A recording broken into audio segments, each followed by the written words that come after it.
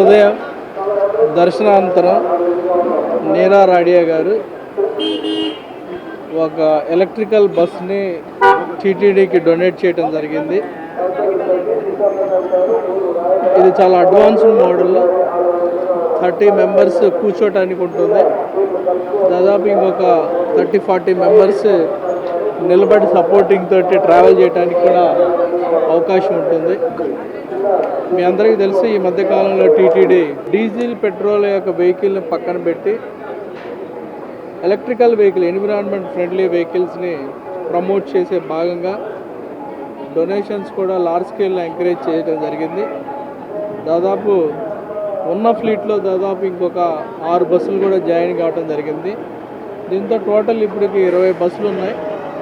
దాంట్లో 5 బస్సుల్లో మాత్రమే డీజిల్ వెహికల్స్ ఉన్నాయి. మిగతా 14 వెహికల్స్ కూడా ఎలక్ట్రికల్ బస్సులు ఉన్నాయని ఈ సందర్భంగా తెలియజేస్తున్నాను. ఎలక్ట్రికల్ బస్సులు దాదాపు రోజుకి 10 ట్రిప్పులు మాత్రం ఉదయం నుంచి సాయంత్రం దాకా రన్ చేయడం జరిగింది. అలానే ఓవరాల్గా కొండపైన దాదాపు మన బస్సులే, టీటీడీ బస్సులే 320 ట్రిప్పులు, ఫ్రీ ట్రిప్పులు రోజుకి 21 బస్ స్టాపుల్ని కవర్ చేస్తూ తిరగటం జరుగుతూ ఉంటుంది.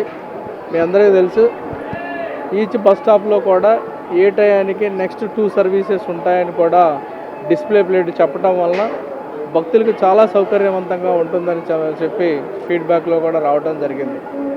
సో ఈ రకంగా ఎలక్ట్రికల్ బస్సులను ఉన్న 5 బస్సులను కూడా డీజిల్ బస్సెస్ కూడా త్వరలో రీప్లేస్ చేసి పూర్తి స్థాయిలో అన్నీ కూడా ఎలక్ట్రికల్ బస్సులు అయ్యే విధంగా చర్యలు తీసుకోవటం జరుగుతుందని ఈ సందర్భంగా తెలియజేస్తున్నాను.